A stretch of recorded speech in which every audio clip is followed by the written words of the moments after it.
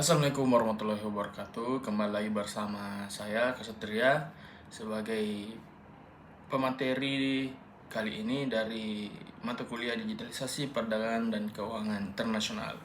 Kali ini kita akan membahas peran IMF dan bank dalam menjaga stabilitas sistem moneter internasional. Oke, kita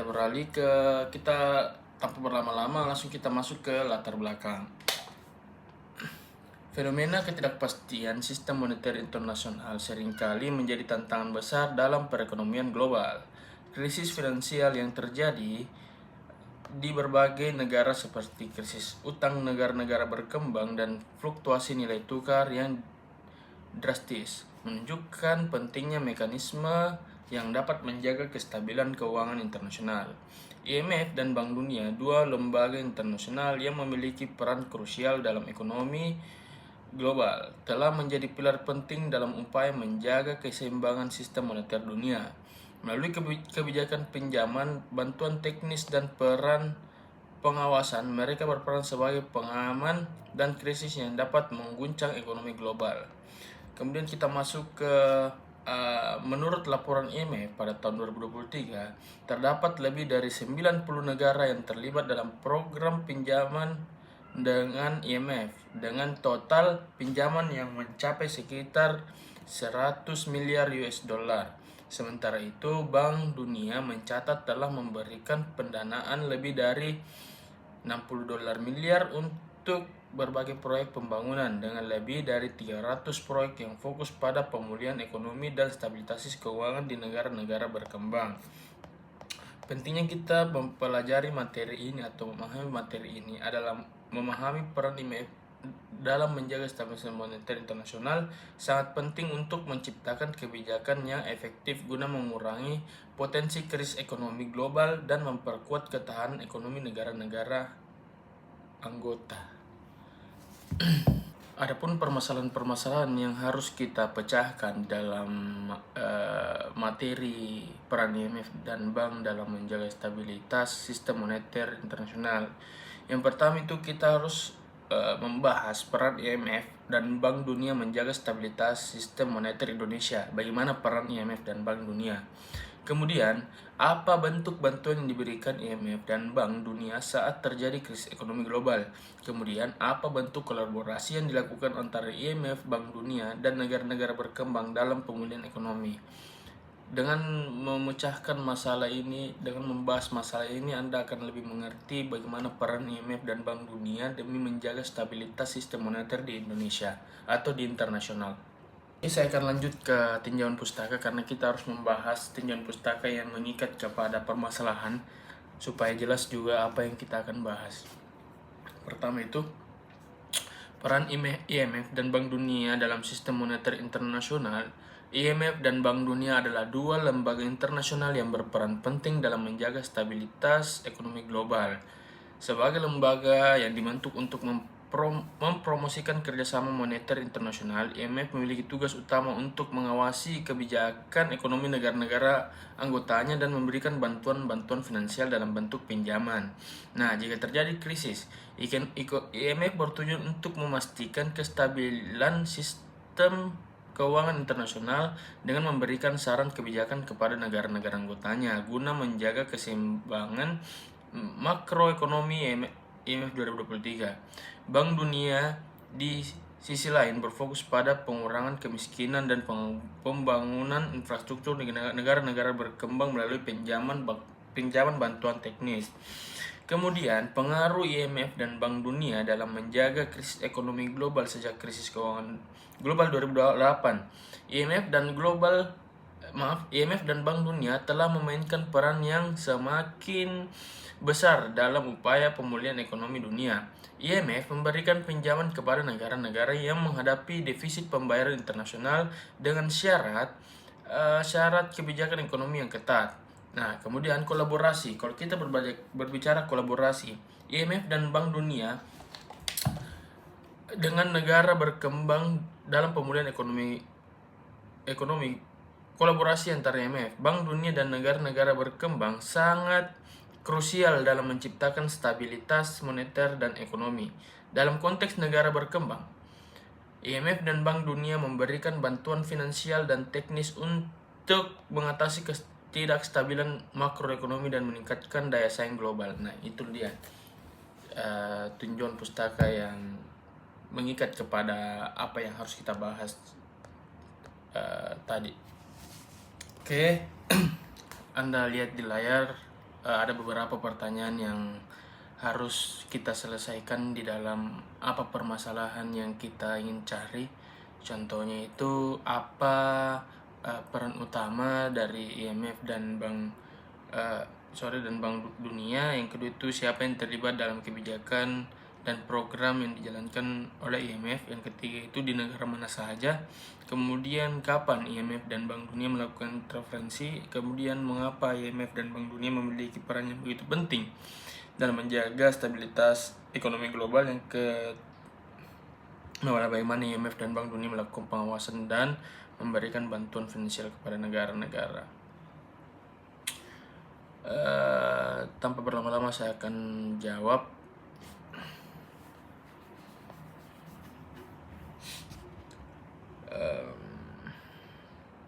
Yang pertama itu kita akan bahas apa itu maksudnya what ya, artinya IMF dan Bank Dunia memiliki peran utama dalam menjaga stabilitas sistem moneter internasional dengan memberikan bantuan finansial kepada negara-negara yang menghadapi krisis ekonomi. IMF mengawasi kebijakan moneter negara-negara anggotanya, memberikan pinjaman yang disertai dengan program reformasi ekonomi, serta membantu memitigasi ketidakseimbangan dalam sistem moneter global.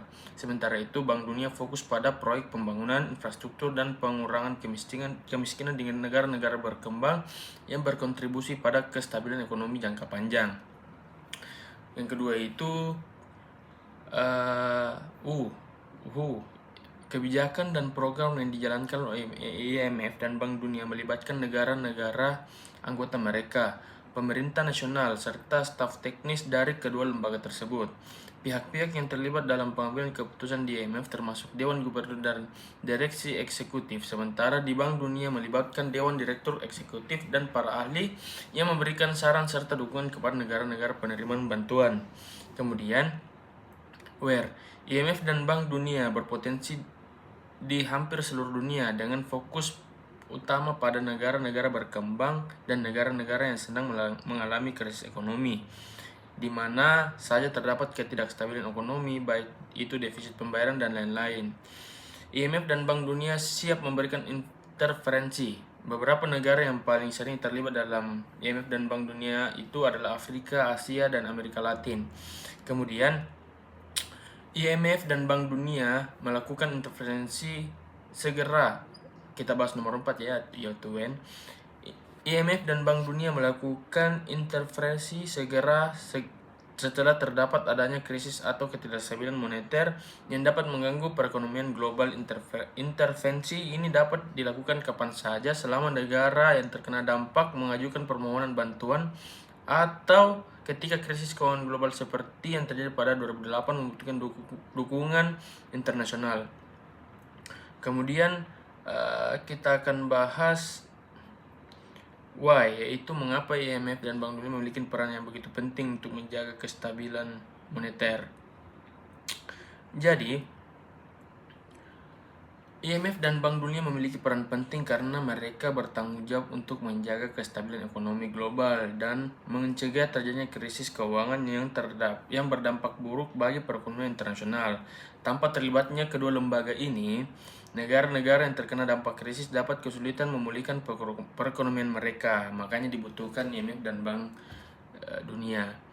Kemudian IMF yang keenam, how, yaitu bagaimana. Jadi kalau kita bicara bagaimana, jadi IMF mengawasi sistem moneter internasional dengan melakukan evaluasi kebijakan ekonomi negara anggota, memberikan pinjaman dengan persyaratan tertentu, dan menawarkan saran teknis untuk memperbaiki kondisi ekonomi. Nah, itu tadi beberapa pertanyaan yang ada di peran IMF dan Bank Dunia dalam menjaga kestabilan sistem moneter internasional. Anda bisa lihat pertanyaannya di layar ini. saya sudah terahkan pertanyaan-pertanyaan, lalu yang saya jawab itu sesuai dengan apa yang ada di layar. Kemudian yang kedua, kita akan bahas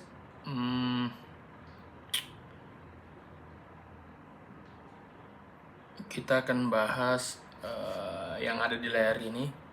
Yang pertama itu, apa bentuk bantuan yang diberikan IMF dan Bank Dunia saat terjadi krisis ekonomi. Jadi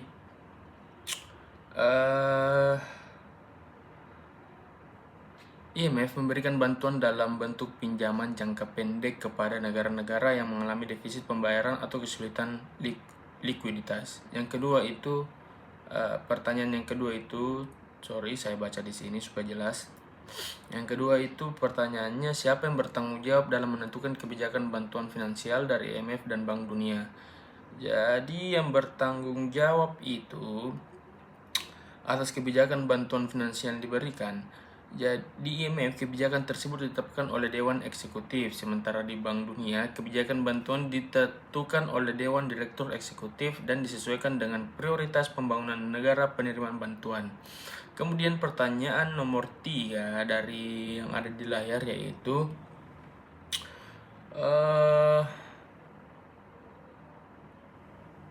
di wilayah atau negara mana saja yang paling membutuhkan bantuan dari IMF dan Bank Dunia yang menghadapi krisis. Tadi saya sudah sebut di negara-negara yang krisis keuangan atau krisis global seperti di Asia atau Amerika Latin atau di Afrika begitu, yang mengalami krisis-krisis keuangan dan mengalami likuiditas keuangan. Kemudian kapan IMF dan Bank Dunia memutuskan untuk memberikan intervensi terhadap negara-negara yang terkena dampak krisis? Jadi IMF dan Bank Dunia itu biasanya memutuskan untuk melakukan intervensi setelah negara mengajukan permohonan bantuan ketika krisis ekonomi sudah merugikan perekonomian negara atau sistem moneter internasional secara keseluruhan, seperti yang terjadi pada krisis finansial tahun 2008. Kemudian pertanyaan selanjutnya itu ada, why? Mengapa IMF dan Bank Dunia harus turun tangan dalam krisis ekonomi global? Nah, kalau kita berbicara kenapa itu, jadi IMF dan Bank Dunia itu turun tangan dalam krisis ekonomi global itu untuk mencegah keruntuhan total perekonomian negara yang terpengaruh, yang dapat mengarah pada dampak domino terhadap negara lain. Keterlibatan mereka membantu memulihkan stabilitas sistem moneter internasional dan mengurangi kemungkinan terjadinya krisis yang berlebihan. Kemudian pertanyaan terakhir, how, yaitu bagaimana proses IMF dan Bank Dunia dalam memberikan pinjaman atau bantuan teknis kepada negara yang terimbas krisis. Oke, saya akan jawab, yaitu IMF itu memberikan pinjaman dengan persyaratan reformasi ekonomi yang ketat, di mana negara penerimaan bantuan harus melaksanakan kebijakan tertentu untuk menstabilkan ekonomi mereka. Bank Dunia itu memberikan dana untuk mendukung proyek pembangunan yang dapat merangsang pertumbuhan ekonomi jangka panjang. Nah, selain itu, kedua lembaga ini sering bekerja sama dengan negara penerima untuk memastikan efektivitas implementasi kebijakan ekonomi. Itu tadi pembahasan kedua, yang bagian 2 yang harus dipecahkan dari ada beberapa pertanyaan yang harus saya jawab untuk memperkuat ini pembahasan begitu. Oke, kita lanjut ke pembahasan yang harus diselesaikan yang ketiga, yaitu kolaborasi antara IMF, Bank Dunia, dan negara-negara berkembang dari pemulihan ekonomi. Langsung saja tanpa berlama-lama, pertanyaan yang pertama itu sorry saya baca ulang karena ini. Oke, saya dapat. Pertanyaan yang pertama itu, apa bentuk kolaborasi yang dilakukan antara IMF dan Bank Dunia dan negara berkembang untuk pemulihan ekonomi? Jadi bentuk kerjasama itu dalam memberikan bantuan dalam pinjaman jangka pendek kepada negara-negara yang mengalami defisit pembayaran atau kesulitan likuiditas. Salah baca. Kolaborasi antara IMF dan Bank Dunia dan negara-negara berkembang melibatkan penyediaan dukungan finansial dalam bentuk pinjaman, hibah, serta saran teknis dan kebijakan untuk membantu negara berkembang pulih dalam krisis ekonomi tersebut. IMF lebih fokus pada penyelesaian masalah jangka pendek melalui bantuan fiskal, sementara Bank Dunia mendukung pembangunan infrastruktur dan proyek sosial jangka panjang. Yang kedua itu pertanyaannya yaitu siapa saja yang terlibat dalam kerjasama antara IMF dan Bank Dunia serta negara-negara berkembang. Jadi pihak yang terlibat dalam kerjasama ini adalah para pemimpin negara, penerima bantuan, pejabat pemerintah, dan pertanggungjawaban untuk pelaksanaan kebijakan ekonomi, serta staf teknis dari IMF atau Bank Dunia yang memberikan saran dan bantuan finansial. Kerjasama ini juga melibatkan lembaga internasional lain yang dapat memberikan dukungan tambahan. Kemudian pertanyaan yang ketiga, tanpa berlama-lama, yaitu di negara berkembang mana saja kolaborasi ini terasa dampaknya. Jadi di negara mana saja, kalau negara mana saja yang terasa dampaknya itu negara yang dibantu, begitu. Salah satunya itu Afrika dan Asia dan Amerika Latin. Kemudian pertanyaan yang ketiga selanjutnya itu kapan negara berkembang memerlukan intervensi IMF dan Bank Dunia untuk pemulihan ekonomi.